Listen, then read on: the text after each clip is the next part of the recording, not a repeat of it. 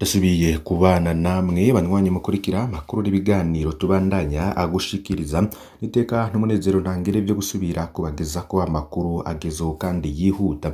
Hari byinshi bitandukanye muri aya makuru muza kumenyeramwo cane mu gisata c'umutekano hamwe na politiki. Hari byinshi biriko bivugwa cane birabana na coup d'etat iriko imota mu gihugu c'u Burundi, ibintu vyoba bitoroshe cane ngo Burundi burashobora no kwinjira mu vyago. Nico gituma ngo abasenga bakwiye kurushiriza gusenga binginga uhoraho ngo atabare igihugu. Hari amakuru yo kwizegwa ibiriko biraba vyose ntuze kubicikwa, ibintu ntivyoba vyoroshe. Prime Niyongabo akora akantu kadasanzwe mu gihe President Varisito Ndayishimiye ari mu gihugu ca Cuba. Ndagusaba kugira ntuze gucikwa aya makuru twabatohoreje.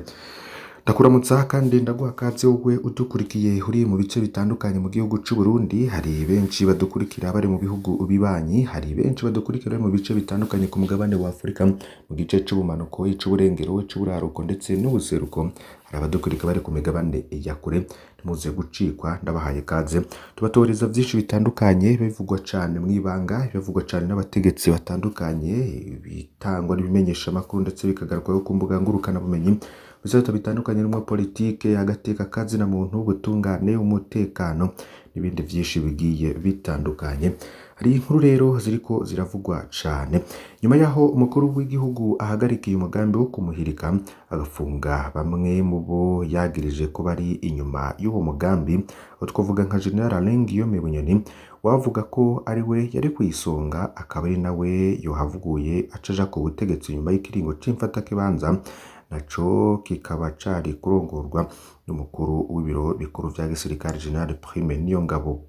Havyamenyekanye umugambi wo gufunga bari inyuma y'iryo hirikwa ry'ubutegetsi ritagishobotse kuko President Varisito Ndayishimiye gasa n'uwahawe gasopo kuko yisanze asigaye wenyene, bose atanumwe mu bo yita abagize inama nkuru y'inararibonye z'umugambwe CNDD FDD.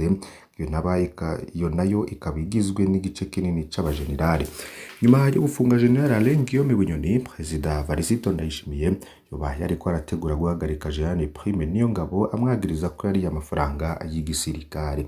Bitamushobokeye na gatoya kuko yasanze bagenzi we bamaze kuba amagabo, yisanze asa n'uwoba yitaye mu mucanwa, akaba yaciye asa n'uwuhesha inyuma y'impanuro ya General de Brigade Jules wari yateguwe nk'usubira Prime Niyongabo. Abashigikiye Guillaume Bunyoni baba barasavye President Varisito Ndayishimiye kumurekura mu gihe batebikoze ko adashobore azoca kumirwa mu matora yimirije. Nararibonye ziriko zimwagiriza gusambura umugambi wa CNDD FDD no kumara inguvu mu mpande zose.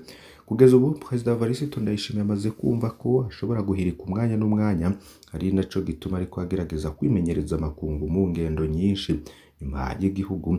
Muzohava asaba ubutabazi buvuye inyuma y'igihugu, aho ni mu gihe izo nararibonye za CNDD FDD basa n'abari bamaze kumukurako amaboko kuko atigeze akora ivyo bamusavye mu gusubiza mu mugambwe CNDD FDD, kurekura abakoreye mugambwe bimwe biboneka no gutahukana bamwe mu ndongo za CNDD FDD bahunze muri 2015 ku kiringo ca gatatu ca President Petero Nkurunziza.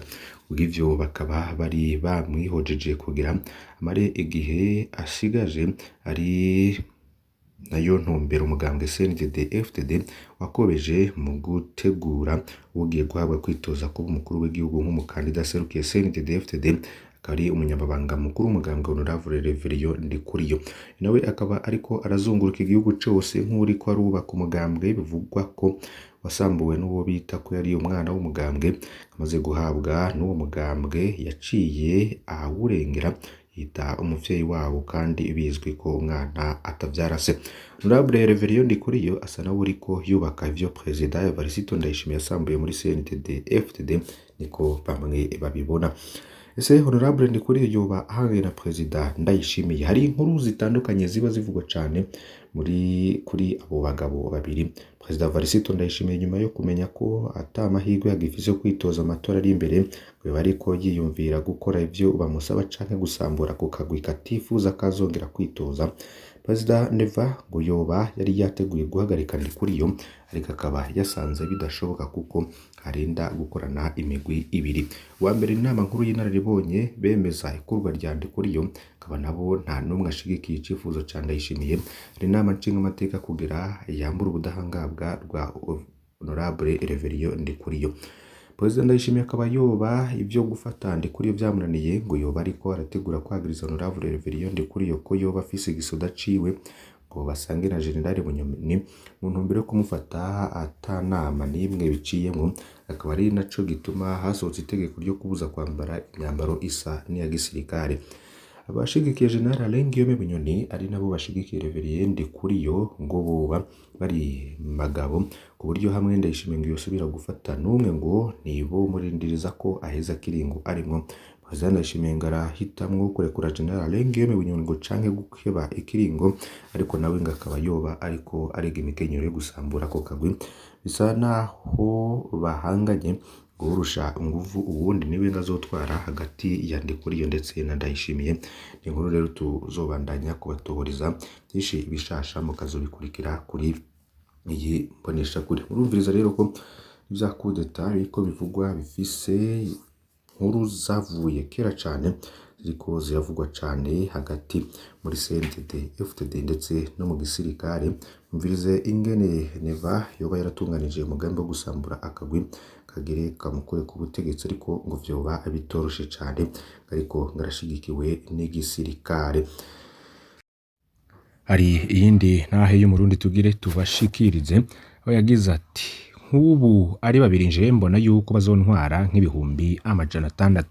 Ni umuvyeyi yashaka kurungika abana kw'ishure. Burundi mu gihe bucatangura umwaka mushasha w'amashure mu buzima buzimba uko bukeye nuko bwije, abavyeyi batandukanye barahanzwe no kuronka uburyo bwo kurungika abana kw'ishure. Abatorohewe gusumba abandi n'abafise abagiye kwiga mu mashure y'indaro kubera aho hakenerwa ibintu bitari bikeyi. Bamwe mu bahanzwe n'ubuzima buzimvye n'abarimye.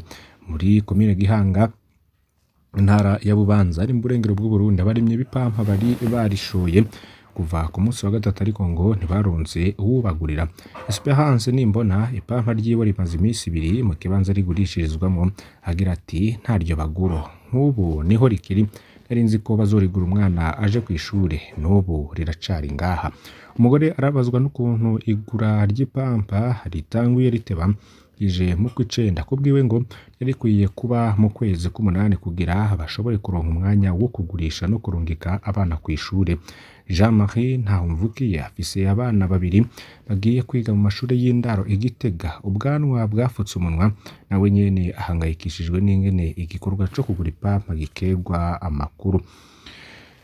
Agira ati uca usanga biriko biducisha mu ngorane, ugaca usanga hageze yuko umwana agenda wariye amadeni menshi wizeye ngo azokura muri tumwe wasarura. Yongeye agira ati nk'ubu ari babiri nje ndiko mbona ko bazontwara hafi ibihumbi 600. No hagati mu gisagara ca Bujumbura ni batwenga. Abagura amakaye n'ibindi bikoresho bavuga ko batorohewe, ni ibiciro biri hejuru cane, ntivyoroshe. Nk'ubu nje ngurira abana 5, amahera ni menshi cane. Umwe mu bavyeyi ariko aragura ibikoresho vy'ishuri akaba ariko yashikirije. Abadandaza nabo nyene baremeza ko hari vyinshi vyahindutse geranije n'umwaka uheze. Arsene n'umusore w'imyaka 32 avuga ko kare mu ndwi ya nyuma amashuri agira atangure bahora baca amafaranga menshi, ariko ubu ngo vyabuze. Kagira ati haza umukiriya umwe bagura akantu kamwe kamwe, tubayeho nabi. Urundi rero barahanzwe n'ikena ry'amafaranga y'agaciro bituma n'ubutunzi buguma buhungabana, ibiciro navyo bikaguma biduga. Rero abantu batandukanye bariko bashikiriza. Hari iyindi nkuru y'urupfu rw'umuganga yapfiriye muri ascenseur canke lift rutubwira ku ngorane z'amadeni Afurika ifitiye amakungu.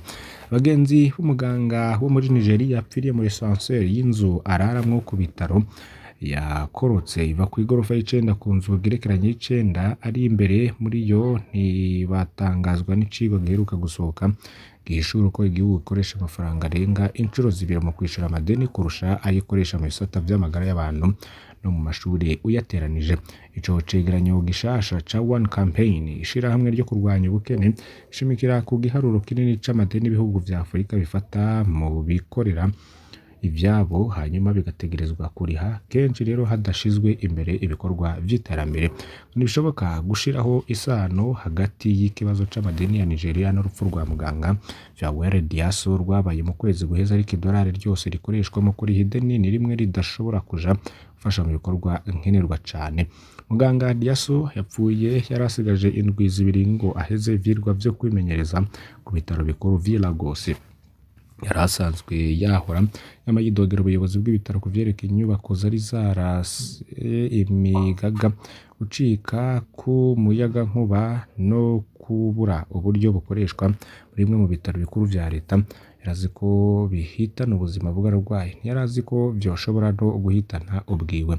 Muganga Joy Ayufukobokane n'umuyobozi n'umugenzi wiwe bakorana yagize ati ndibuka intwengo ya Vyawere yari umwe mu bantu banezerewe cyane kwisi yarakunda akazi kiwe kandi yakunda no kwitaho abantu. Muganga Diaso yarakomeretse cyane igihe asanseri yakoroka, ariko yari gushobora gukira iyo abigikoresho gifasha kongereza impwemu n'ibindi bikoresho vyo mu bitaro vyarakora neza.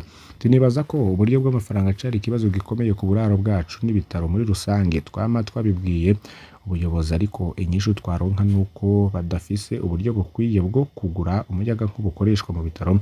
Tubayeho turareka uburyo bwo gukoresha ku buraro bw'abaganga. Ako nakariro kamwe mu bijanye n'ingorane ziri mu gisata c'amagara y'abantu ko muri 2018 Nigeria yakoresheje miliyaridi 5 z'amadolari yo kuriha amadeni. Mwaka rero bikaba bitegekanijwe ko hazokoreshwa miliyaridi 8.4 z'amadolari, ni mu gihe miliyaridi 2.2 z'amadolari ariyo koreshwa mu mashure. Mu magara y'abantu naho hagakoreshwa miliyaridi 1.4 zija.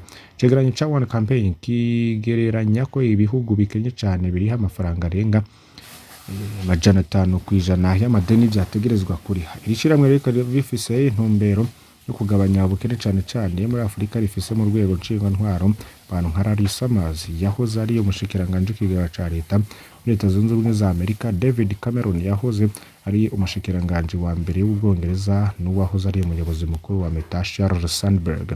Ritwarwa na Gayle A. Smith yahoze ari umujenama w'abakuru b'ibihugu 13 ba Amerika, kandi akaba yari ashinzwe ikoreshwa ry'uburyo bwa Amerika mu iterambere.